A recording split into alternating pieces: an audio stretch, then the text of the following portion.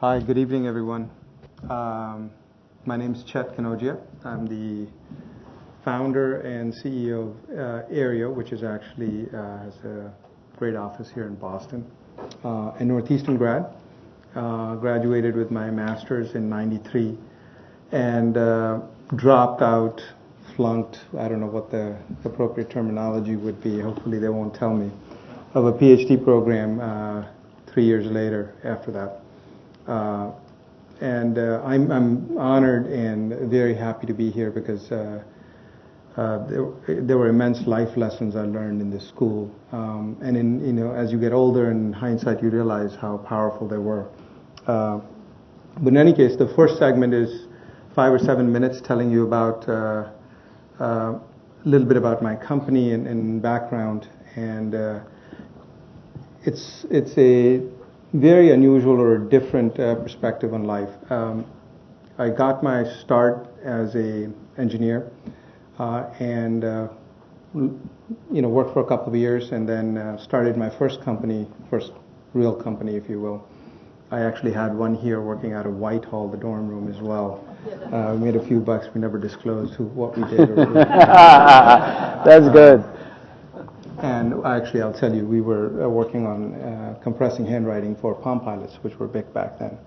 And, people were interested in it, so we made a few dollars. But long and short, my first big effort was in late 99, 2000. I had pioneered how to do signaling in the what's called the outer band, or part of the spectrum of the cable plant, the cable systems. And we applied that technology to create the largest ASP network for collecting and processing viewership information in North America. And so every channel change you made, and by the time I think we were done, we were in 30 million boxes in people's homes. Every channel change you made, DVR use you did, we recorded everything, and the information was very powerful, used for things like spectrum planning, was used for advertising, and we built an ad platform on top of that, and ultimately sold the business to Microsoft. The number was not disclosed, but it's been reported to be somewhere between $250 and $290 million. So it was a great outcome, but it gave me my first sort of feel for what you can accomplish with just ideas. And after that, I started Aereo, which is the company that I'm working on now. And it is a fascinating idea. It's a fascinating, bold, crazy, not to be done at home lightly kind of an idea. I basically decided that this was the time and place where we were going to invent completely how television, the business works. And we wanted to change how people experienced it, consumed it, how it was ultimately going to get financed, how people were going to pick and choose what they liked, what they didn't like. And there was so much going on in this world that it made a ton of sense to do that. And so the way we decided to go about it was, and this is a very difficult industry, by the way, and I was just saying to the president, the entertainment business is the most irrational, illogical business. It doesn't operate with any kind of irrational modality. And there's a very simple reason why, because it's a great business. People, they make an insane amount of money doing what they do. And so the idea of introducing this loose little thing called the consumer in the midst of all this profiteering doesn't fit anybody's stated objective. But the world that we are all living in today, the internet world, there's only one thing that matters, which is the consumer important and happy in it? And the companies that identify that and adopt that mentality succeed. The old ways of doing things are just gone and done. And you can fight and object and do all of those things, but the reality is, unless you apply yourself to this new way of thinking, you're not going to be relevant. And so with that in mind, the approach we took was a very crazy one. Just so for people's benefits here, television was started in the late 30s, early 40s, commercially became viable in the 50s, and it was all based on the U.S. Congress basically saying a consumer, we will give the spectrum to broadcasters for free in exchange for a broadcaster's obligation to program in the consumer interest and convenience. And that's been sort of a model that they've adopted over and over again. And all a consumer needs is an antenna to pick up a television. Now, they've essentially these companies have worked over decades to train consumers. that the only way TV comes to you is through a satellite or a cable connection or one of those kinds of things. But the reality is, for all of you who are sitting here, you know television is radiated out in the spectrum, broadcast television, and all you need is an antenna. So I said to myself, if a consumer has a right to an antenna, what if I miniaturize these things to the size of a dime, and I packed hundreds of thousands of these and made them into a cloud service? What would happen? It should work, right? So, of course, like every diligent entrepreneur, I went and hired a bunch of lawyers, fun, very expensive lawyers this time around, and lots of them. And the conclusion we had reached was, you're right. You may be challenged. It's going to be a difficult road, but you're going to win. And the reason we wanted to win doing that was because that represents 50% of the value proposition. And if you could apply cloud technologies and create an option for the consumers for 10% or less of the price, you've now created a starting point, right? And this is all about, if you could recall, ultimately the end game being change how consumers access, pay for, view television. May take 20 years, may take 30 years, may not happen in my lifetime. It might be 5 years from now. I just don't know. And the core skill I have is convincing people that I don't know. But if there was anybody who was going to figure it out, I had a good shot at it, right? So I collected a lot of people around me, both people with deeper pockets than I did, people that were smarter than I did, more competent, more capable.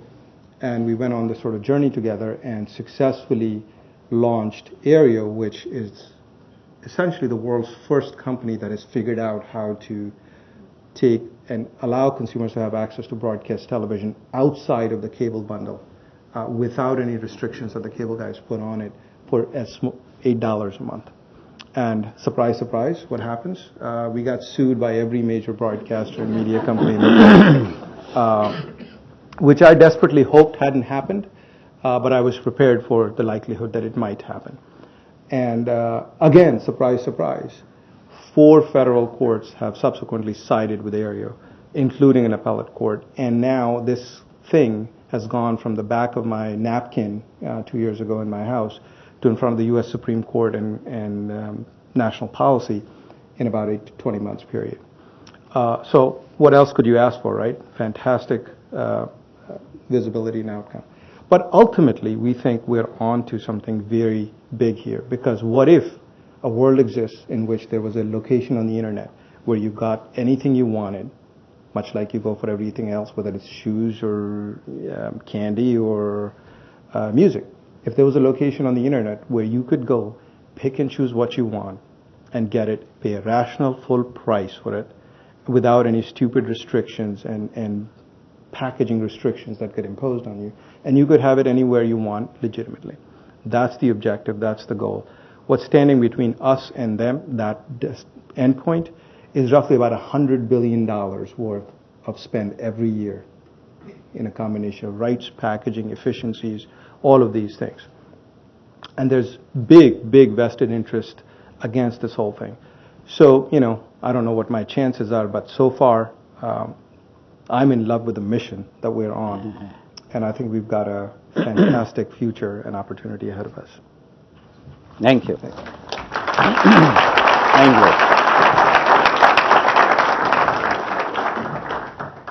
Thank you, Chet, and good afternoon or good evening, everyone. As you know, this year, this format is slightly different in the sense that Chet is going, had a very small presentation on purpose in order to allow for more interaction, more discussion.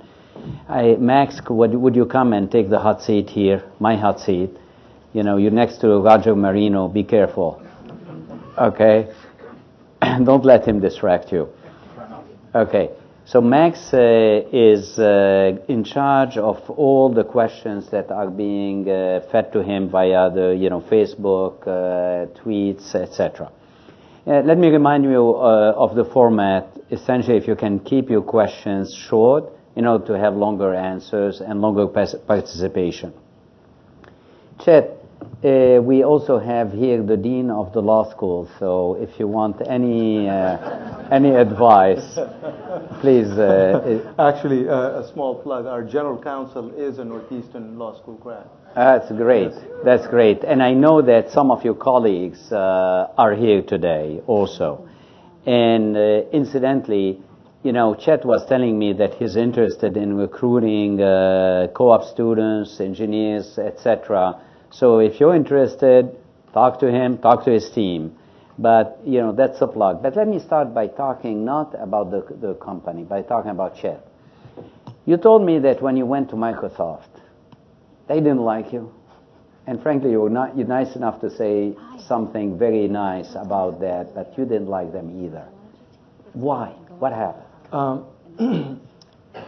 I think as companies grow, it becomes about saving the status quo.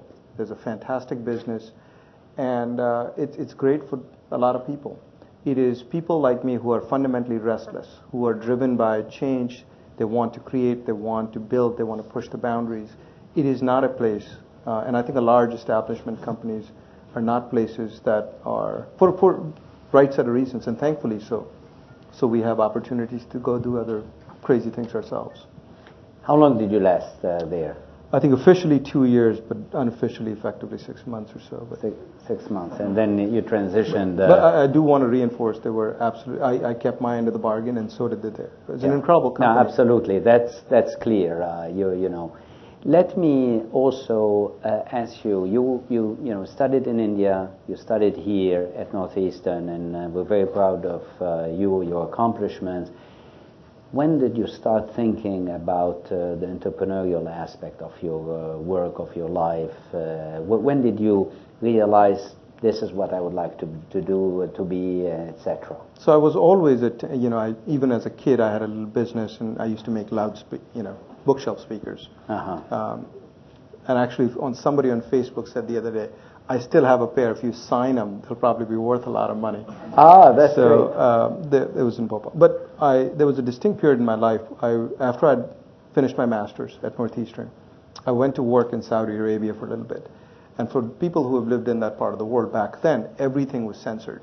So every book, every piece of music, I listened to a lot of REM too back then, just because that was uncensored and available. My girlfriend, now my wife, used to send me books.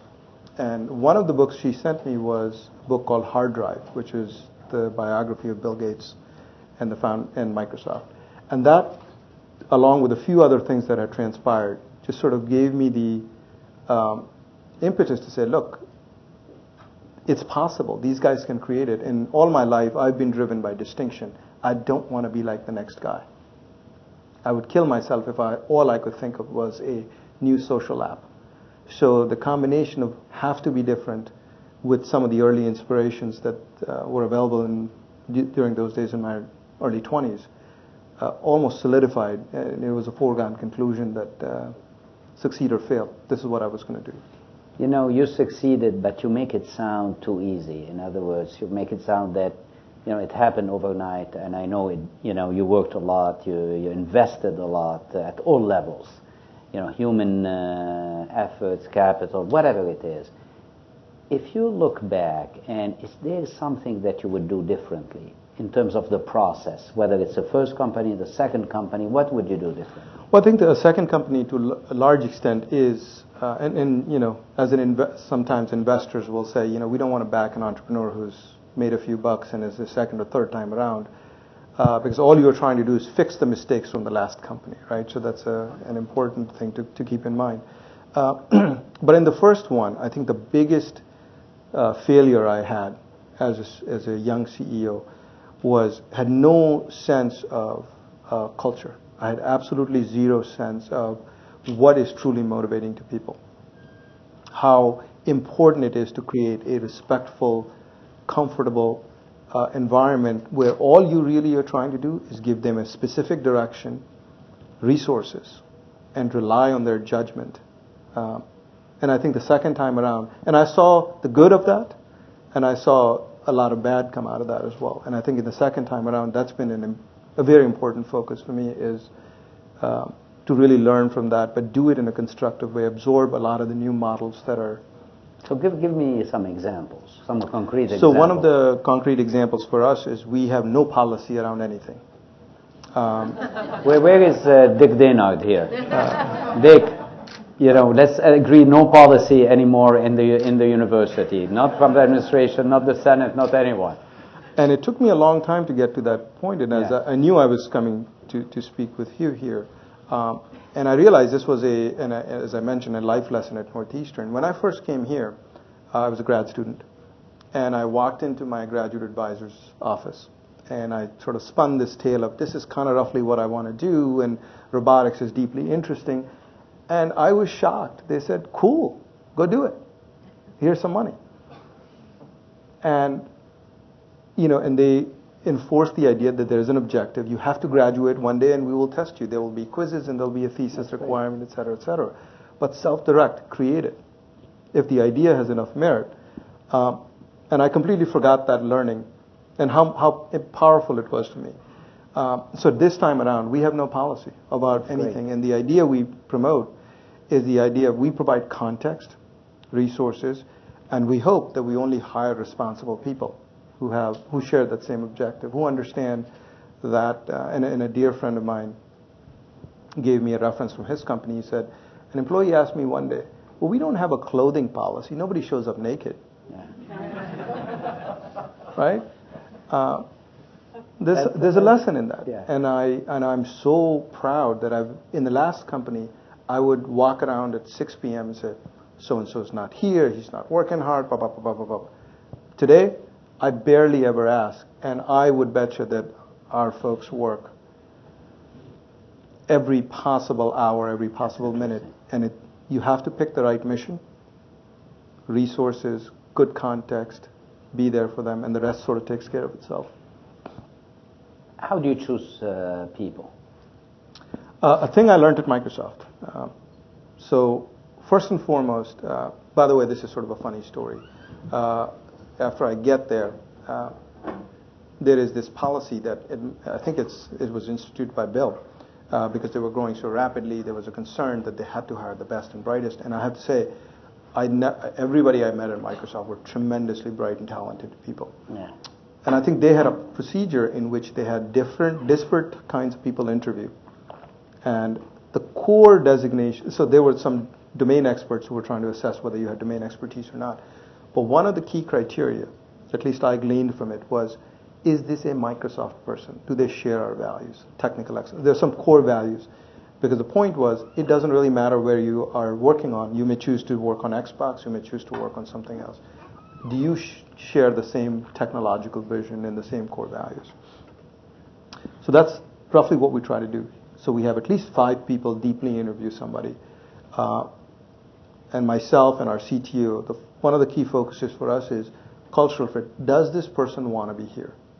Because if they want to be there, if they're not inspired to be there, they're not going to be inspired to work hard or be part of the fabric. Absolutely. So those are some key criteria. Obviously, the other thing, and I say this with, again, a straight face, fire fast. Right? So what happens is the team pretty much, let's say you have 6 peers. If you're seeing that 4 of those aren't paying attention to you in the meeting, the writing's on the wall, and we act fast.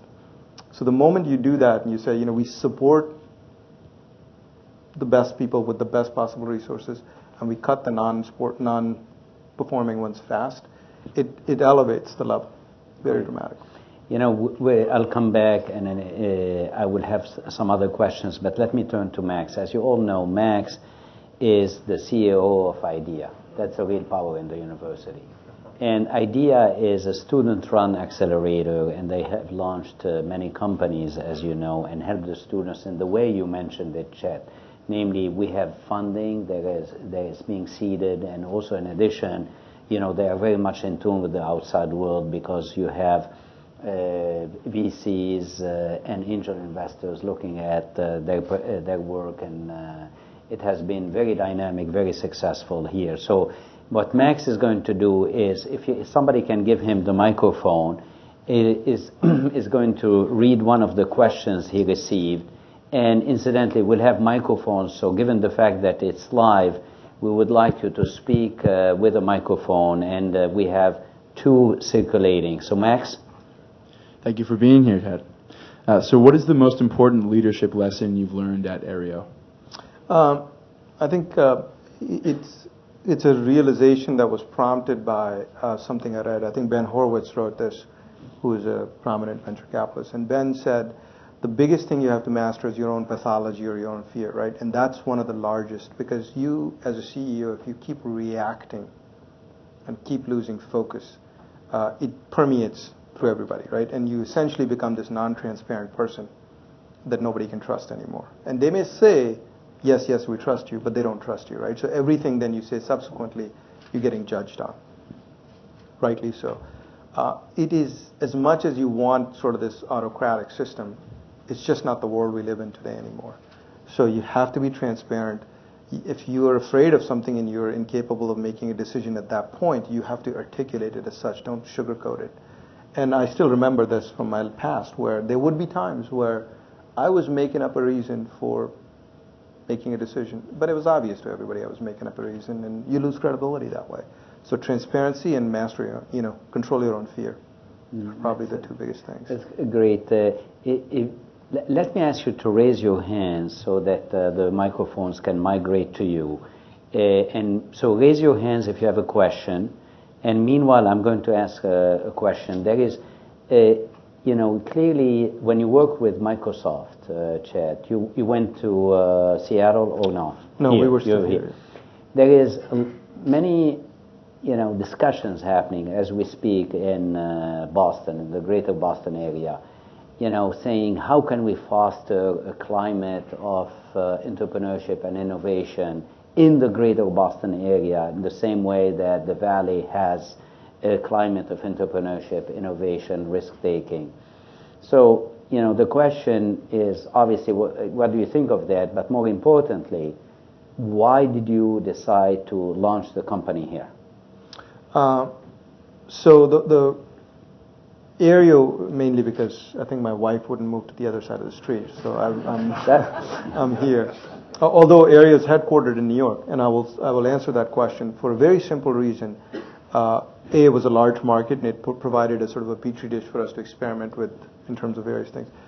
But interestingly enough, it's the sources of capital that are available are diverse and very interesting. And I jokingly, and some of these people are close friends, so I say this, without trying to be offensive, is the Boston investment culture is still what I will call second generation banker culture, right? White khaki pants or light khaki pants, blue blazers, penny loafers, that's sort of the culture. They're measuring everything, belt suspenders, and then on top of that, garter belts. There's so many venture capitalists whose websites say, send us your 3-year pro forma. How am I supposed to do that? I don't know what this thing's going to look like or not look like. Hey, it's a good product. People seem to be buying it. Now I want you to come in, throw some money in, help me not make stupid mistakes so I can help grow a business. That should be the basic mentality. And this is why I, second time around, did New York, because what I'll call there's unhinged capital, which is basically people are prepared to say there's massive amount of opportunity. We are looking at it purely as risk capital. It's worth our while to take that chance. And I think that's the mentality that I think to some extent exists in the Valley as well. But I think if we fix that in this area where we bring more capital in, that is, and I think there are good attempts. There are new firms that certainly do that. They have good seed programs. They will they will make investments that are not silly, not restrictive, not crazy.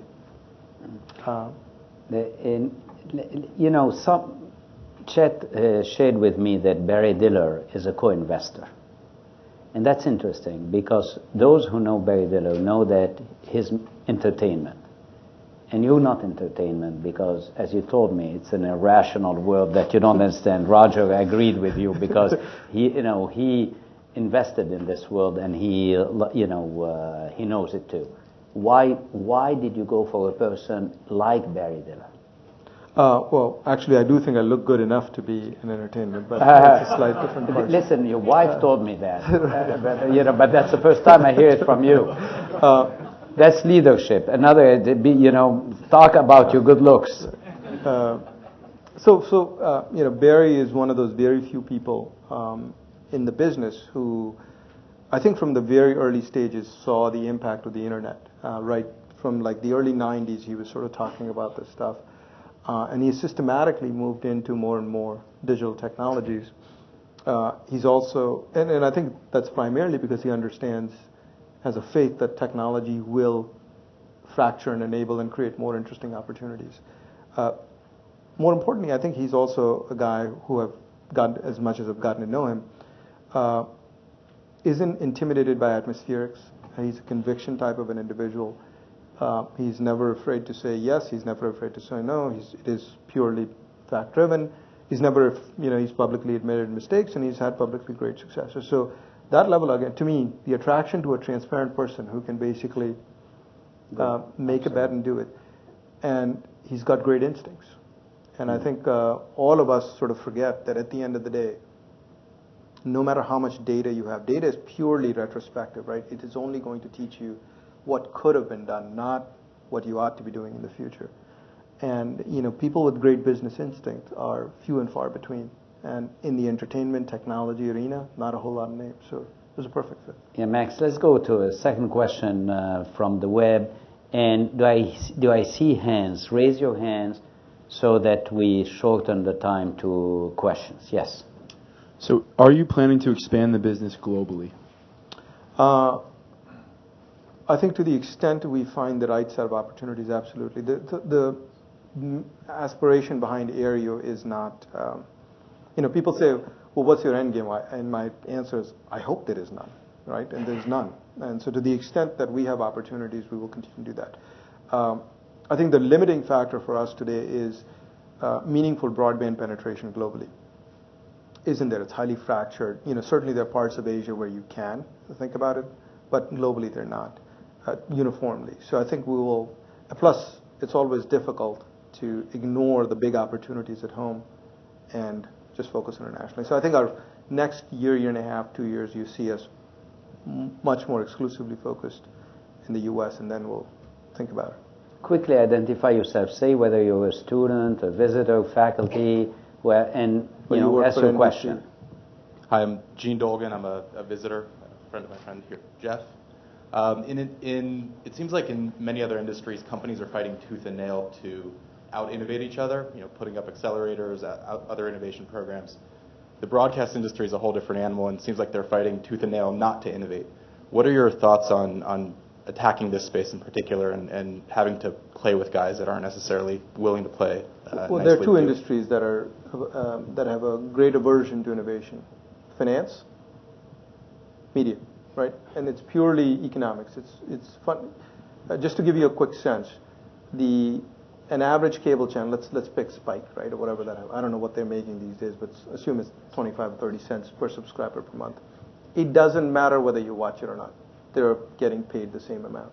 So if you own 40 of those channels, which most of these guys do, own 40 of this or 40 of that, why on earth are you incented to innovate? You have a pretty darn good life, so there's absolutely zero incentive. So it comes down to incentives, right? And the problem is, for a lot of these industries, the behavior of consumers is shifting, and like most things, it shifts, and then it shifts so much that the past is unrecognizable. I used to have a great slide, which was, I used to compare bandwidth to, let's call it, tectonic plate shift. So whenever, in my unfounded theory, hypothesis, since we are in an educational institution, is that it requires 10 times the bandwidth that is required to move the media is when sort of change starts accelerating the media. So you look at 99, 2000, average households had a megabit and a quarter. Music files were 128 kilobits a second to stream, 130 give or take. Back then people used to compress them more. Changed overnight. Print, as soon as you had display qualities that were retina quality, massive change.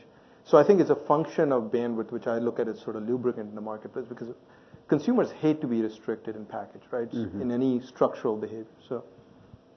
So I look at that as, one of the entrepreneur's biggest fear is, are you too early?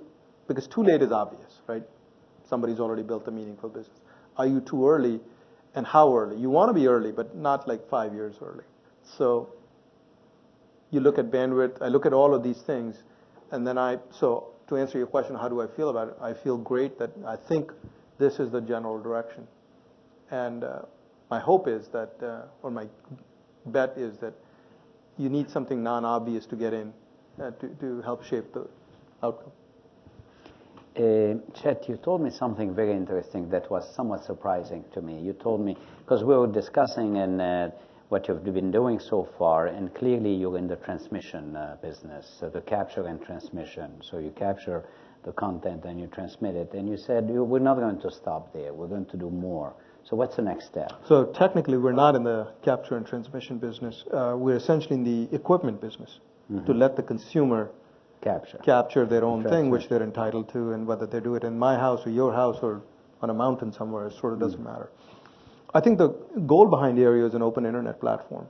Not I think, that's sort of our deep-rooted belief, that once you collect people around technology and open it up to creators who can create different kinds of content, new content, a lot of great things will happen. And this is going on today. The problem with a lot of this stuff is there's no centralized aggregation point. Clearly there's YouTube, but that's a very different consumer experience than television.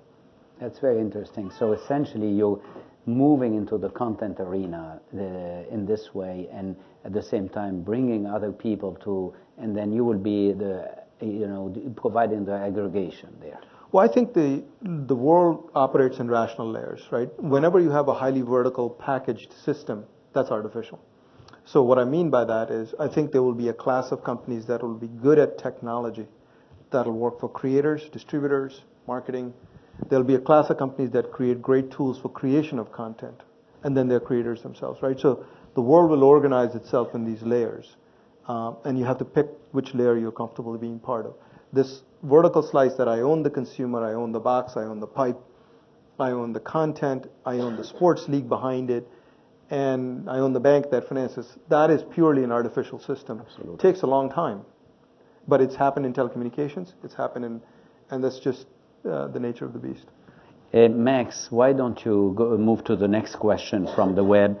And please, if you have questions, raise your hand. The microphone will be with you in a second. Yeah. So do you think the attention of the legal and regulatory aspects of your innovation is helping your brand or hurting it? So it was important that we explain the technology as much as, it's a difficult explanation about an antenna and this. And in fact, I was with a reporter today in the morning, and he said, does this still happen? People broadcast? I'm like, what do you think a broadcaster is? Kid's probably like 22 or whatever it is. But so it was important that we start. And we wanted to create a brand that was a clean, transparent, honest company. And it starts with your own culture, right? So that's why every employee at Aereo knows what's in the bank, how many customers, what's the problem, what's the good, what's the bad. And I think a lot of this attention that's come on, and clearly there's been lots of attempt to brand us in a lot of different ways. But if you go to, whenever there's a news story, I love going to the little comment sections, because that tells you where at least the vocal sentiment is.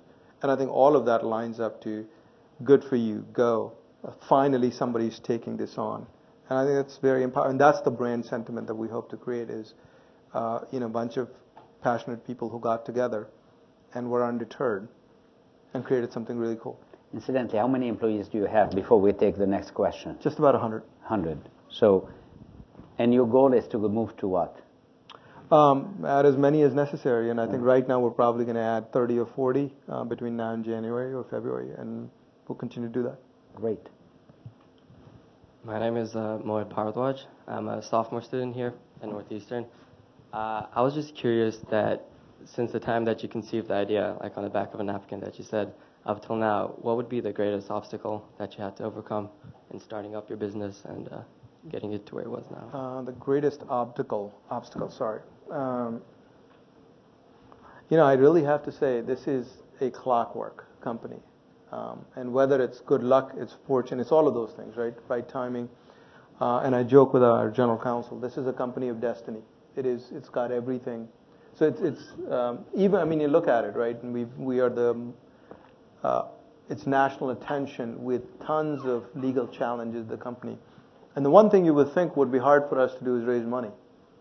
We have lines of people basically saying, take our money, lose or win. And I why? might, by the way. And why, Chet? I think it is the opportunity, it is the team, it's a confluence of factors, and I think at the end of the day, a recognition that this is inevitable. And so maybe we are the ones that enable that. And by the way, I do this to every investor that comes in the day before they actually send the money. I call them up, and they all do it together, right? There's a date where we say, okay, we're closing. I call them and I say, this is your last chance. Get out. I will still take your, we'll still go play around a golf, and, I'll send you a Christmas card. I will not hold this against you. And they all say, no, we want to do this. And so we've never, there are usual obstacles, right? I mean, there's tons of them, hiring and recruiting and real estate and everything's in. But those are just regular business problems that whether it's us or anybody else, you all face. We have another question over there. It seems that this side is winning, so I would like, we have a question here afterwards. Yes. My name is Aman, and I'm a sophomore. I have a question about starting a business in a city like New York. For every new business startup, there's always a ripple effect. And do you think that by starting yours in a city like New York, it was much bigger compared to starting it in Boston, especially since your service is initially adopted by the youth, I'd say, the Generation X, that's definitely more tech savvy and willing to take on any new products or services and experiment with them. So would you say that starting it in New York was the best decision for that reason? It was a good decision for us. There were a variety of factors. I actually don't think in the internet digital age where you start matters as much, right? Access to capital is a critical issue for sure. The biggest problem is access to talent. Good, smart people that share your values. It's hard to find them. That's, everything is about those individuals because each one engineer's good idea can change the outcome completely. So I would say, it should be purely about where talent is. The rest is fixable. I see that George grabbed the microphone in order to keep this winning side winning. So George, your question, and then afterwards we'll move to this side. I think you were a student in my class about 20 years ago. Probably not a terribly good one. So my question has to do with this. No doubt you have many ideas that you come up with, many napkins, so to speak. How do you decide more specifically which of those to pursue and which ones to throw out? Well, the problem is that disease doesn't stop with that decision, right? In every product that you start building, the same problem keeps coming back. Oh, well, what if I could add this? What if it really is a disease, and it's detrimental to the ultimate goal because you want to get something basic and good out and then build on it. So for me, it's purely about what you're comfortable with, and I know the space. So when I was thinking about Aereo, which I had a great degree of clarity, sequencing, financing, everything else. And then the other thing that kept nagging at me was there should be a way I could send you cash through a mobile phone, right? That was kind of, why, I don't know, but that was a fixation. And I kept going back and forth, and other people are doing it quite successfully now. And fortunately, I didn't pursue it because I think my criteria is, do I know anything about it? Mm-hmm. Sounds nice, but do I know anything about it? And this is a space I know. For right or wrong, good or bad. And then you have to have sort of that discipline of get rid of everything. Only the most important thing needs to exist.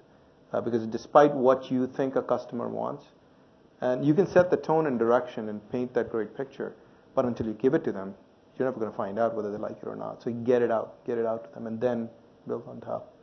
Mm-hmm. And I'm the worst at it because I think, of course, if we had this feature, it'd be brilliant, and turns out 90% of that. I'll give you an example. There was this thing we did called a day pass.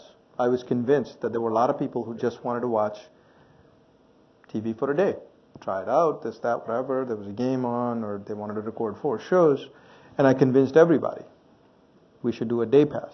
How brilliant! It'd be totally revolutionary. It'd be so cool for these people, and of course it was. The problem was, they would never come back. And we had like reams, and the other problem was the ones that stayed kept using the same thing over and over again. We're like, well, that's a good thing they shut me down after that. But yeah. Hi, I'm Peter Stokes with We need the microphone, Yeah. I'll take this one. Thanks, Mike. Hi, I'm Peter Stokes with Northeastern. I heard a story on the news this morning that Canada is looking at unbundling its cable services so that folks can subscribe to any program, any channel they want, rather than these sorts of bundles. And so I just wanted to return to your point about the inevitability of this sort of disaggregation of these packages. And do you see the regulatory situation in the U.S. potentially changing in any way that would either create more opportunity for your business or potentially some challenges? Right, so my point on inevitability had to do with internet-based consumption, right? And by internet-based consumption, it's not just that it's coming over an IP packet, but there is not a single product online you buy for $300 or $200 a month, right? The internet pricing is, I can pick this, and I pay $4 for this and $2 for this. That's the world you're living in. The Canadian proposal is interesting. You know, Senator McCain put out a proposal twice now. I think one was in '06 and one very recently, which, you know, had some really interesting perspectives. I don't know what I mean, it hasn't happened yet. I don't think it's an uphill battle to get anything done. I mean, we're struggling with national debt, and I'm certain that this is not the priority for a lot of people today. But I'm a big believer that I think companies create opportunities, and you can sit around and wait for regulatory fixes, or you can just go and take an intelligent approach towards trying to recreate or change the equation a little bit. And I think the commercial model works. It's worked in the past, and I think companies that are sophisticated and willing to go do it, they will do it. Hi there, I'm Tim Leshin. I'm here at the university.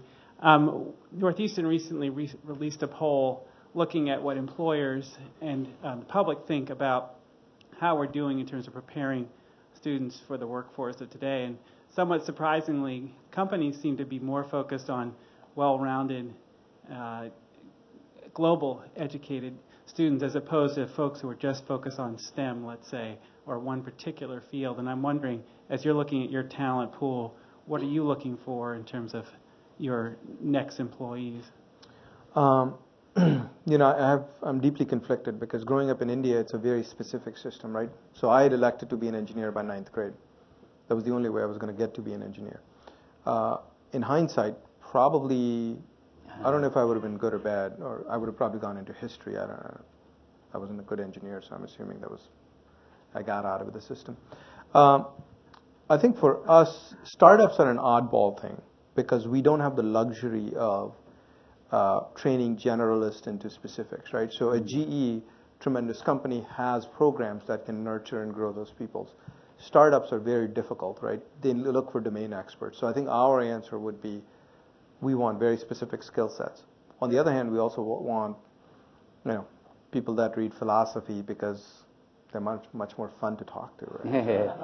Chet, let me picture Chet, a younger Chet, like 20 years ago. Will the younger Chet work for the current Chet? Will it be attractive enough for an entrepreneur to work for you? So, you know, good. I've never asked myself that question. I hope so. I'm working with a young entrepreneur now who's just starting up his company. I'm going to make an investment and joined his board. And I enjoy him a lot, and I think he gets equal or greater value out of my relationship. So I hope so. If my children are any indicators, no. Listen, join the club. That's universal. That, you know. But I hope so. Yeah, but that's a good way to. So what would be in it for her, this young entrepreneur, working with you? I think a lot of times, and I've certainly been in this. You know, you're just getting started. It is so overwhelming, dealing with financing, dealing with investors, dealing with, you know, and this young man is very fortunate because there's probably top 10 companies in the world, 3 are chasing him down to work with him on different projects, and exceptional talent. But he doesn't know what kind of a deal he wants with them or why he should. And it's not that he's not. I mean, he's exceptionally. I mean, absolutely. You know, I'm probably like 1/10 of his IQ on a good day, right? But it's just he doesn't want to make the mistakes. And the problem is you don't learn that till you make the mistakes, and everybody does that. So I had actually in my last company brought in a professional CEO, which didn't work out in the end, and we made a change, and I took back up as the CEO. But it was very educational to me because for the first time I had learned the value of saying no. Just because somebody's asking you for $50,000 for a trade show, it doesn't mean that you have to say no. Take a pause, ask them a question, try to get to the meat of the issue, and then make your decision. Use your judgment. And those things are when you're a young person, you just don't. Exceptionally gifted people, sure. But you don't have that judgment. Raise your hand. Do we have somebody there with a microphone? So already. Hi, my name is Yash, and I'm a student. What level? Are you a sophomore? Undergrad, first year, freshman. Freshman. So how do you see Aereo's future, given that your product TV is being made free, like the Verizon Fios or the Google Fiber? Like they are making a bundle and they are just giving it free with internet or something like that. So how do you see Aereo's future given? Well, they're not, right? Could you repeat the question so that we have it again on the record? So my understanding of your question is, how do you see Aereo's future if Fios is giving away television for free?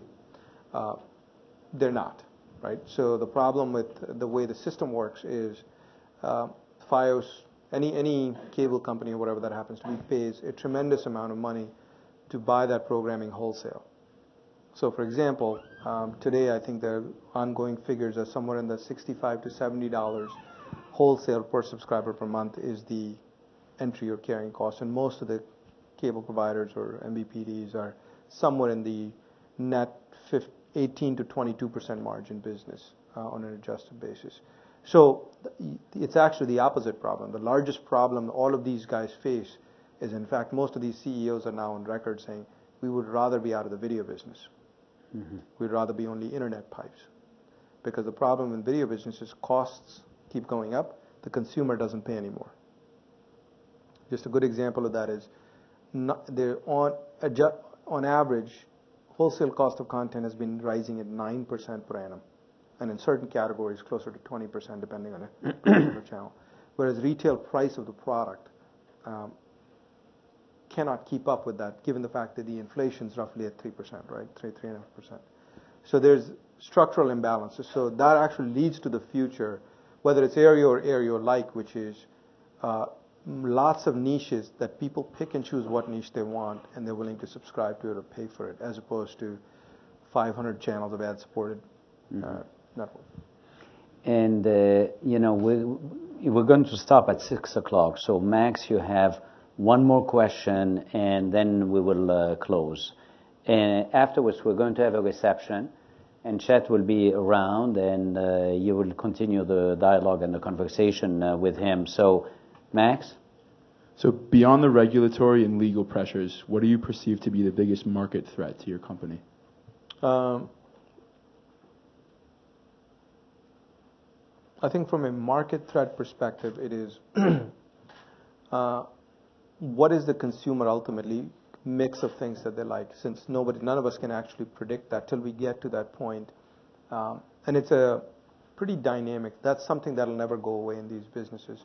Even if you look at a company like Netflix at that scale, that's one of the largest challenges they face, right? Which is why they're building shows like House of Cards and other things like that. So the challenge is not that those are not significant challenges. The real challenge is understanding where this consumer dynamic is going to shift to. And which is why I sort of say this to my team as well. I'd hate to be in the taste-making business. Yeah. You just don't know, right? I'd rather be in a platform business that is an access mechanism for tastemakers, because something will fly on that. That's very interesting. So let me ask you, Chet. You're a disruptor. You're no disruptor. People know you as a disruptor, innovator who disrupts, long-standing operations. If I want to disrupt you, how would I approach it? Well, first off, I think we really think of ourselves as a alternative provider. Disruptor's got a innovator, disruptor. It's got a bad vibe to it. That's our interpretation. Well, you think of yourself differently, that's fine, but people look at you as such. Innovator who's disrupting. So how would you help me disrupt you? I know you don't have to do it, but if I want to think about it this way, what would be the... I think the key lies in what is interesting content and how do you sort of define that. If you really truly are able to reach a democratized situation where the idea of entertainment no longer is television or controlled by some of these few networks or entities, and if everybody was satisfied with just a fancier cat on YouTube, on a skateboard, or some other variant, and it's quite possible. They've done some tremendous work. I sort of say that with tongue in cheek, but it is quite possible. Absolutely. I think we're probably equally, if not more, susceptible to those shifts. I know you look serious, but you're not that serious. When you want to relax, let's close on a lighter note. What do you do? Depends on what's happened the day before. So if I've been very stressed, it's typically some form of exercise. I love road bikes, so that's golf as another thing. Are you a good golfer? Used to be. Used to be. And I have young children, so I have to say that it had never occurred to me that they would become the way that everything shuts down. And it really is. When I'm engaging, interacting with them, homeworks or whatever else, it's sort of everything just goes away. So lucky that way. You have the patents on the micro devices that you have, correct? You have the IP. We certainly have the IP. For yes. how long?